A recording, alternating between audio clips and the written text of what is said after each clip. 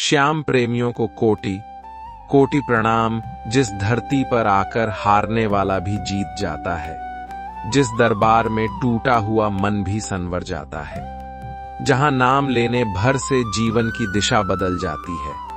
आज हम उसी चमत्कारी दरबार की कथा लेकर आए हैं। यह कथा है उस दानी की जिसने शीश दान कर अमरता पाई, जिसे कृष्ण ने स्वयं कलयुग का सहारा बनाया, जिसके नाम से भक्तों की हर पीड़ा हर ली जाती है। श्याम प्रेम की यह कथा उस समय से बहने लगी जब धर्म, त्याग और वचन की मर्यादा ने एक वीर को देवत्व की ओर अग्रसर किया।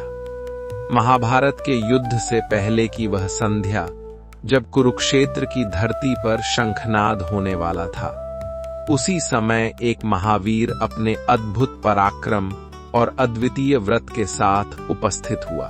वह था बर्बरीक, घटोत्कच का पुत्र, भीम का नाती, जिसने बाल्यकाल से ही शिव की आराधना की थी और उनसे 3 अमोघ बाणों का वरदान पाया था। इन बाणों की शक्ति ऐसी थी कि एक बाण से वह शत्रुओं को चिन्हित करता, दूसरे से उन्हें नष्ट करता और तीसरे से बाणों को पुनः तरकश में लौटा लेता। युद्ध का परिणाम उसके एक संकल्प पर निर्भर हो सकता था। बर्बरीक का हृदय न्याय और सत्य के प्रति पूर्णतः समर्पित था। उसने प्रतिज्ञा की थी कि वह युद्ध में सदैव उस पक्ष का साथ देगा जो कमजोर होगा। यह प्रतिज्ञा उसकी महानता भी थी और उसकी परीक्षा भी। जब श्री कृष्ण को यह ज्ञात हुआ कि युद्ध का संतुलन एक ऐसे योद्धा के हाथ में है जिसकी प्रतिज्ञा परिणामों को पलट सकती है, तब उन्होंने स्वयं उसे परखने का निश्चय किया। ब्राह्मण का वेश धारण कर वे बर्बरीक के पास पहुंचे और उससे उसकी शक्ति, उसके बाण और उसकी प्रतिज्ञा के बारे में पूछा। बर्बरीक ने बिना किसी अहंकार के सब कुछ सत्य सत्य कह दिया। श्री कृष्ण ने उससे दान में उसका शीश मांग लिया। यह मांग सुनकर बर्बरीक क्षण भर के लिए स्थिर हुआ, परंतु उसके मन में कोई द्वंद्व नहीं उठा। उसने समझ लिया कि यह साधारण ब्राह्मण नहीं, स्वयं श्री कृष्ण हैं और उनके वचन में लोक कल्याण निहित है। उसने हंसते हुए अपना शीश दान कर दिया। धरती पर गिरते हुए उस शीश की आंखों में कोई भय नहीं था, केवल यह इच्छा थी कि वह युद्ध को देख सके। श्री कृष्ण ने उसे वरदान दिया कि कलयुग में वह श्याम नाम से पूजे जाओगे और जो सच्चे मन से तुम्हें स्मरण करेगा उसकी मनोकामना पूर्ण होगी। युद्ध के बाद जब कुरुक्षेत्र शांत हुआ, तब बर्बरीक का शीश एक ऊंचे स्थान पर स्थापित किया गया, जहां से उसने संपूर्ण युद्ध को देखा। समय बीतता गया, युग बदलते गए और बर्बरीक श्याम बनकर लोकहृदय में बसते चले गए। राजस्थान की मरुभूमि में सीकर के पास खाटू नामक स्थान पर श्याम की महिमा पुनः प्रकट हुई। कहा जाता है कि एक ग्वाले को बार बार स्वप्न में दर्शन देकर श्याम ने अपने शीश के स्थान का संकेत दिया। जब खुदाई हुई तो दिव्य प्रकाश के साथ वह शीश प्रकट हुआ। खाटू की धरती पर श्याम का प्राकट्य होते ही भक्तों की धारा उमड़ पड़ी। जिनके जीवन में अंधकार था उन्हें प्रकाश मिला, जिनके हृदय में पीड़ा थी उन्हें शांति मिली। श्याम की भक्ति सरल थी, निष्कपट थी। यहां किसी आडंबर की आवश्यकता नहीं थी, केवल सच्चा मन ही पर्याप्त था। भक्त दूर दूर से पैदल यात्रा करते, नंगे पांव, केवल इस विश्वास के साथ कि श्याम बुलाते हैं तो कोई खाली नहीं लौटता। श्याम के दरबार में अमीर गरीब का भेद नहीं, जो भी आता है वही श्याम का अपना हो जाता है। कहते हैं श्याम अपने भक्तों की परीक्षा लेते हैं, उन्हें प्रतीक्षा में रखते हैं, पर अंततः उनकी लाज रखते हैं। कई कथाएं प्रचलित हैं जहां निराश भक्त ने अंतिम सहारे के रूप में श्याम को पुकारा और असंभव संभव हो गया। किसी का डूबता व्यापार संभल गया, किसी की बिगड़ती संतान सुधर गई, किसी को असाध्य रोग से मुक्ति मिली। फाल्गुन मास में लगने वाला मेला श्याम भक्ति का महासागर बन जाता है। रंग बिरंगे ध्वज, केसरिया पताकाएं और भजनों की गूंज से खाटू की गलियां जीवंत हो उठती हैं। निशान यात्रा में भक्त अपने कंधों पर ध्वज उठाए श्याम का नाम जपते हुए चलते हैं। ये यात्रा केवल पैरों की नहीं, आत्मा की भी होती है। हर कदम पर एक ही भावना होती है कि श्याम के दरबार में पहुंचकर जीवन धन्य हो जाएगा। श्याम की कथा केवल चमत्कारों की नहीं, वह वचन, त्याग और करुणा की कथा है। बर्बरीक ने अपना शीश दान कर यह सिखाया कि अहंकार का त्याग ही सच्ची वीरता है। श्याम ने यह बताया कि न्याय के साथ करुणा का संतुलन ही धर्म है। इसी कारण वे आज भी लोकदेवता के रूप में पूजे जाते हैं, जहां भक्ति और लोकविश्वास एक दूसरे में घुल मिल जाते हैं। ये कथा यहीं नहीं रुकती। समय के साथ श्याम ने अपने भक्तों के जीवन में अनेक रूपों में प्रवेश किया। कोई उन्हें सखा मानता है, कोई पिता, कोई पुत्र और कोई जीवन का सहारा। श्याम के नाम का स्मरण करते ही मन में एक अद्भुत शांति उतर आती है, जैसे किसी ने सिर पर हाथ रख दिया हो। यही श्याम की सबसे बड़ी कृपा है। यहां से कथा और गहराती है, जहां श्याम के दरबार की दैनिक लीलाएं, भक्तों के अनुभव और जीवन बदल देने वाली घटनाएं विस्तार से आती हैं। अब कथा उस अवस्था में प्रवेश करती है जहां खाटू श्याम केवल एक ऐतिहासिक पात्र नहीं रहते, बल्कि हर युग के पीड़ित मनुष्य के अपने बन जाते हैं। समय आगे बढ़ता है और खाटू की भूमि लोकास्था का केंद्र बन जाती है। यहां आने वाला हर व्यक्ति अपने साथ कोई न कोई पीड़ा, कोई अधूरी इच्छा, कोई टूटता हुआ विश्वास लेकर आता है। और जब वह श्याम के सम्मुख शीश झुकाता है, तो जैसे उसके भीतर जमी हुई निराशा पिघलने लगती है। कहा जाता है कि श्याम अपने भक्तों को तुरंत नहीं, बल्कि सही समय पर देते हैं। यही कारण है कि उनके दरबार में प्रतीक्षा भी एक साधना बन जाती है। जो धैर्य रखता है वही कृपा का अधिकारी बनता है। कितने ही भक्त ऐसे हुए हैं जो वर्षों तक केवल एक दीप जलाने, एक निशान चढ़ाने और एक नाम जपने के लिए आते रहे। संसार की दृष्टि में यह पागलपन हो सकता है, पर श्याम की दृष्टि में यही सच्ची भक्ति है। खाटू धाम की सुबह मंगला आरती से आरंभ होती है। जैसे ही मंदिर के कपाट खुलते हैं, वातावरण में शंख, घंटा और जयकारों की गूंज फैल जाती है। उस क्षण लगता है मानो स्वयं श्याम मुस्कुराकर अपने भक्तों का स्वागत कर रहे हों। आरती की लौ के साथ भक्तों की आंखों में भी एक अलग ही चमक होती है। ये केवल दर्शन नहीं, यह आत्मा से आत्मा का मिलन होता है। दिन चढ़ने के साथ साथ भक्तों की भीड़ बढ़ती जाती है। कोई दूर गांव से आया है, कोई महानगर की आपाधापी से भागकर पहुंचा है। किसी के हाथ में नारियल है, किसी के पास केवल आंसू। श्याम सभी को समान दृष्टि से देखते हैं। यहां कोई बड़ा नहीं, कोई छोटा नहीं, केवल भक्त और उसका आराध्य। कथा में एक प्रसंग आता है जहां एक निर्धन व्यापारी का सब कुछ नष्ट हो जाता है। व्यापार डूब चुका है, परिवार की जिम्मेदारियां सिर पर हैं। अंतिम आशा के रूप में वह खाटू पहुंचता है। न चढ़ावा, न वस्त्र, केवल टूटता हुआ मन। वह श्याम के सामने बैठकर कहता है कि अब यदि तूने भी साथ नहीं दिया तो मेरे लिए कुछ शेष नहीं बचेगा। कहा जाता है कि उसी रात उसे स्वप्न में आदेश मिलता है। वह आदेश मानकर कार्य करता है और कुछ ही समय में उसका जीवन बदल जाता है। ये कथा केवल धन प्राप्ति की नहीं, विश्वास की विजय की है। श्याम के भक्तों में स्त्रियां, पुरुष, वृद्ध, युवा सभी शामिल हैं। माताएं उन्हें अपने पुत्र की तरह पूजती हैं, बहनें भाई मानती हैं, युवा मित्र की तरह उनसे संवाद करते हैं। ये रिश्ता औपचारिक नहीं, अत्यंत आत्मीय होता है। शायद यही कारण है कि खाटू आने वाला व्यक्ति खाली हाथ नहीं लौटता। चाहे उसे वह मिले जो वह चाहता है या वह जो उसके लिए आवश्यक है। फाल्गुन का महीना आते ही खाटू श्याम की भक्ति चरम पर पहुंच जाती है।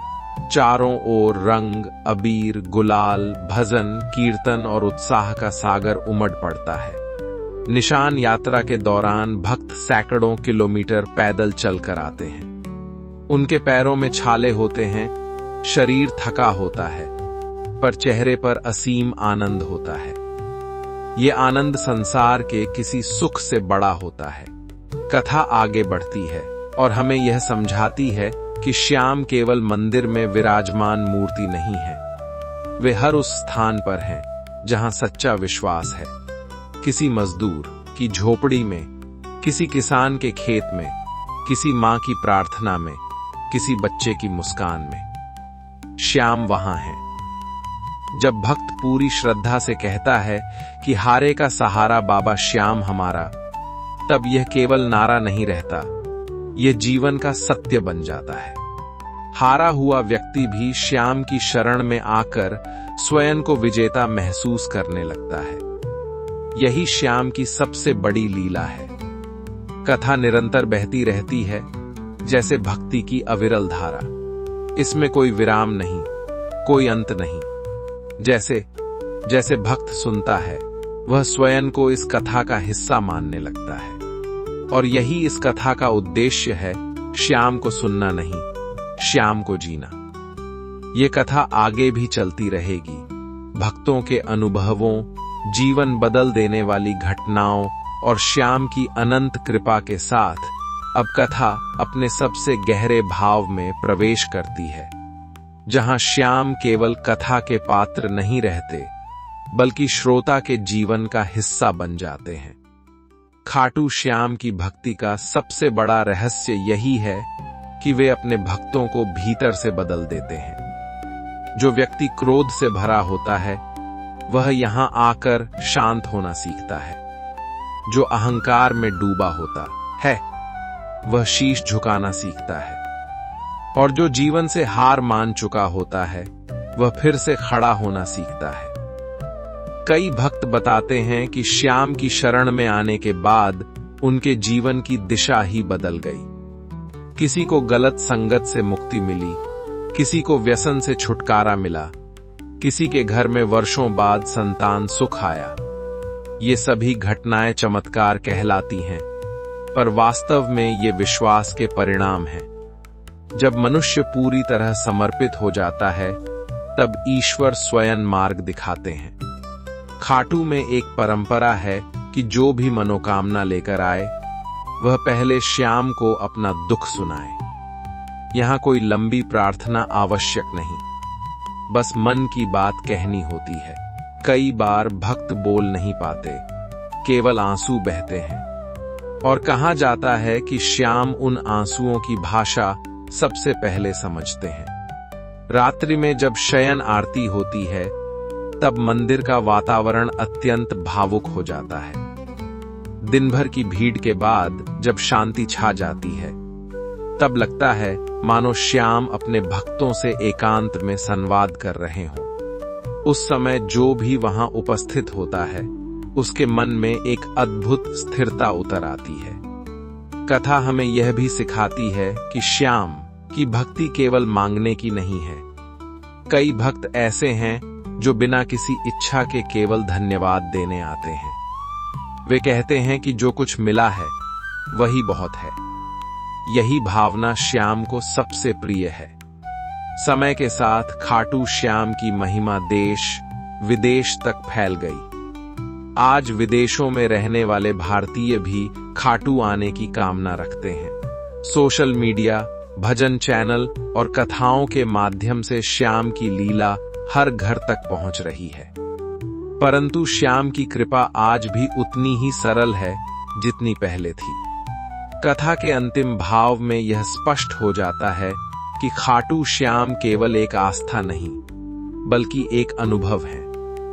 जब तक व्यक्ति स्वयं उस अनुभव से नहीं गुजरता, तब तक वह इसे पूरी तरह समझ नहीं सकता।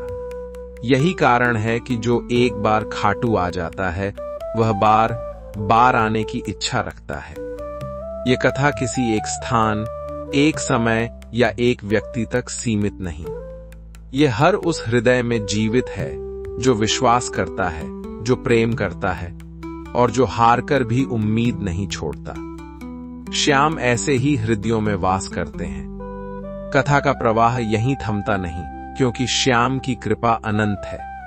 जैसे जैसे भक्त सुनता है वह स्वयं को इस कथा में खोजने लगता है, और जब उसे स्वयं में श्याम दिखाई देने लगते हैं तब यह कथा पूर्ण होती है।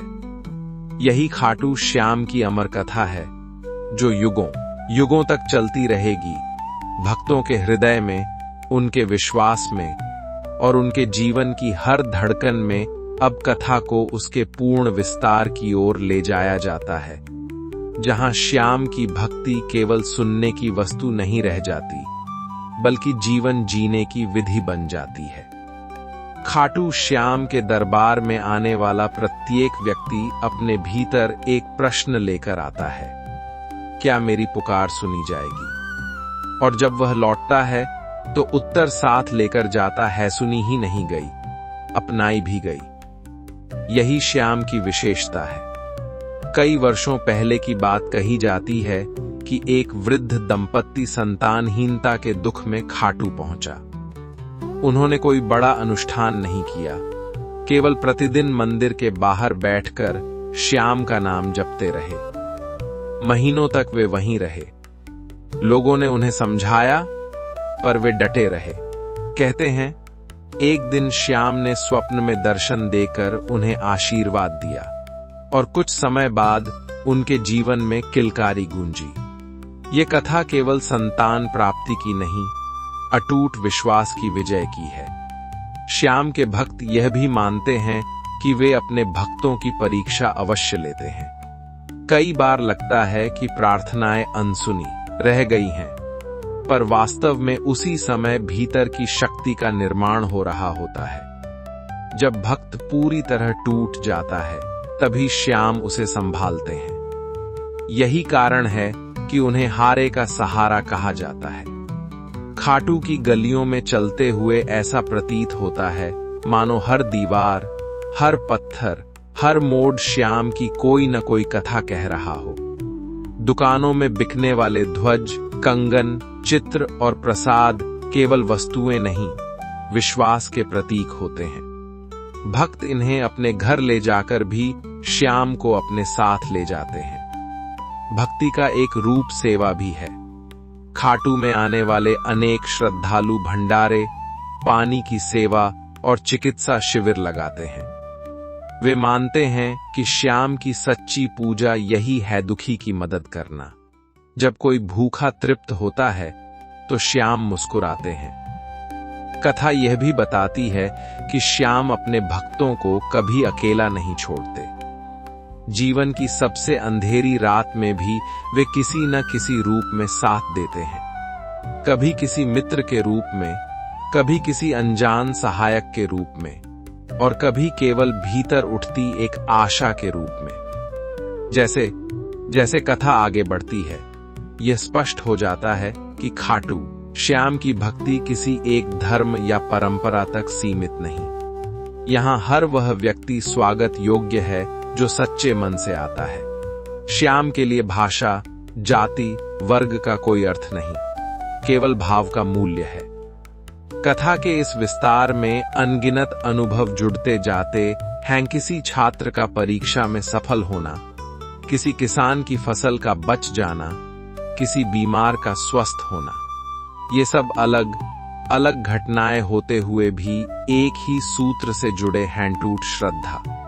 और अंततः कथा इस बिंदु पर पहुंचती है जहां श्रोता स्वयं से प्रश्न करता है कि क्या मैं भी श्याम की शरण में हूं? यदि उत्तर हां है तो कथा अपने उद्देश्य में सफल हो जाती है, क्योंकि खाटू श्याम की कथा सुनने के लिए नहीं, जीने के लिए है। ये प्रवाह यहीं समाप्त नहीं होता, क्योंकि श्याम की कथा अनंत है, पर यहां आकर यह अवश्य पूर्ण होती है कि जो भी इस कथा को पूरे मन से सुनता है वह श्याम को अपने जीवन में अनुभव करने लगता है। यही इस कथा की पूर्णता है। कथा अब उस भावभूमि में पहुंचती है जहां शब्द भी भक्ति बन जाते हैं। खाटू श्याम के नाम का स्मरण केवल कथा नहीं, एक निरंतर गान बन जाता है। भक्त जब श्याम का नाम लेता है तो वह अपने भीतर की सारी थकान, सारी निराशा उसी नाम में विलीन कर देता है। यही कारण है कि श्याम का भजन सुनते सुनते आंखें अपने आप नम हो जाती हैं और हृदय हल्का हो जाता है। कई बार ऐसा होता है कि मनुष्य स्वयं नहीं जानता कि वह क्या मांगे। वह केवल मंदिर के प्रांगण में बैठ जाता है। उस मौन में भी श्याम सुन लेते हैं। यह मौन ही सबसे ऊंची प्रार्थना बन जाता है। खाटू की हवा में जैसे भक्ति घुली रहती है, वहां बहने वाली हवा भी श्याम का नाम जपती हुई प्रतीत होती है।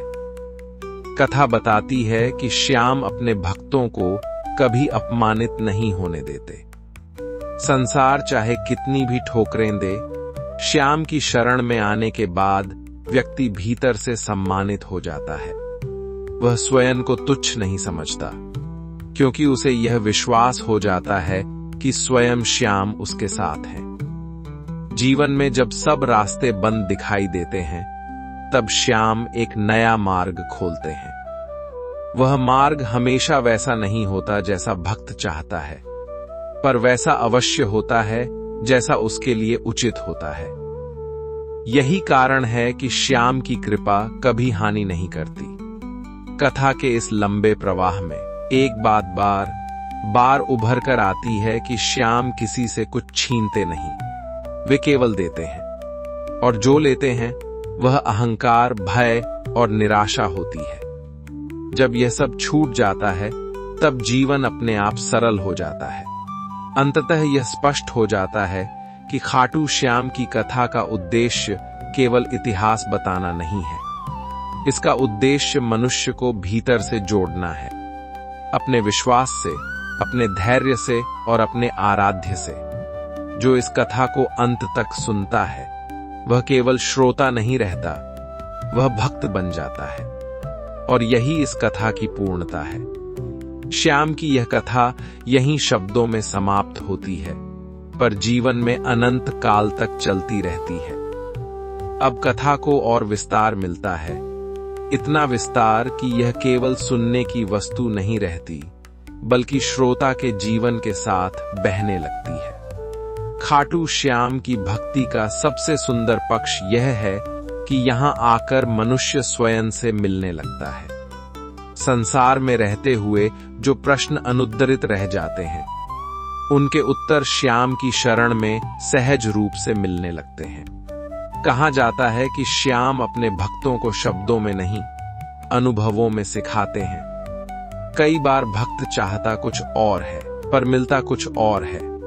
बाद में वही भक्त समझ पाता है कि जो मिला वही उसके जीवन के लिए सबसे उपयुक्त था। यही श्याम की लीला है।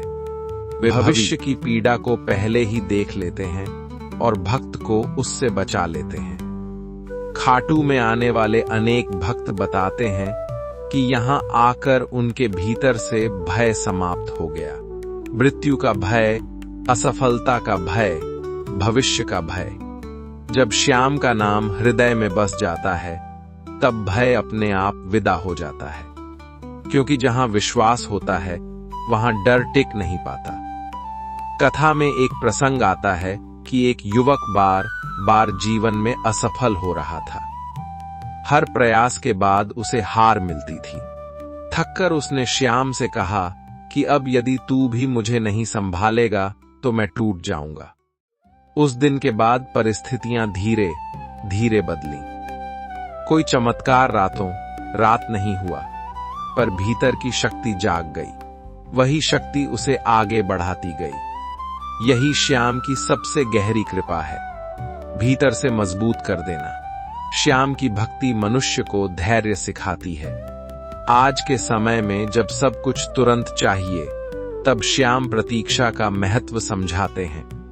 वे बताते हैं कि समय से पहले मिला फल स्वाधीन होता है, इसलिए वे भक्त को तैयार करते हैं, परखते हैं और फिर देते हैं। खाटू धाम में बैठे संत और साधु यही कहते हैं कि जिसने श्याम को पा लिया उसने सब पा लिया, क्योंकि श्याम केवल इच्छाएं पूरी नहीं करते, वे जीवन जीने की दृष्टि देते हैं। अब कथा अपने अगले गहरे स्तर पर जाती है, जहां श्याम और भक्त के बीच का संबंध शब्दों से परे हो जाता है। यहां प्रार्थना भी संवाद बन जाती है और संवाद भी मौन में बदल जाता है। इस प्रवाह में एक और कथा जुड़ती है। एक स्त्री जो वर्षों से अपमान और पीड़ा सह रही थी, खाटू पहुंची। उसने किसी से कुछ कहा नहीं, बस श्याम के सामने बैठ गई। कहते हैं कुछ समय बाद उसके जीवन में ऐसे लोग आए जिन्होंने उसका सम्मान लौटाया। ये कथा बताती है कि श्याम केवल परिस्थितियां नहीं बदलते, आत्मसम्मान भी लौटाते हैं। श्याम की भक्ति मनुष्य को भीतर से स्वतंत्र करती है। वह दूसरों की स्वीकृति पर निर्भर नहीं रहता।